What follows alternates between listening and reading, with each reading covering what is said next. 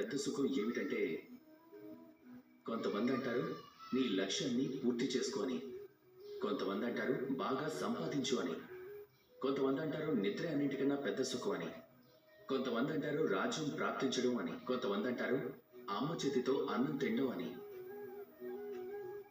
ఇవన్నీ సరే, కానీ నేను మీకు నిజం చెప్పనా?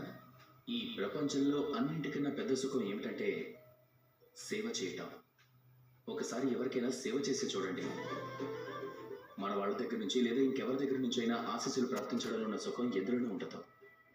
మీ సేవాభావంతో ఎప్పుడైనా ఎవరైనా మనిషి వారి అంతరాత్మతో ఆశీర్వాదాలు ఇచ్చినప్పుడు దానికన్నా పెద్ద సుఖం ఇంకేదీ ఉండదు.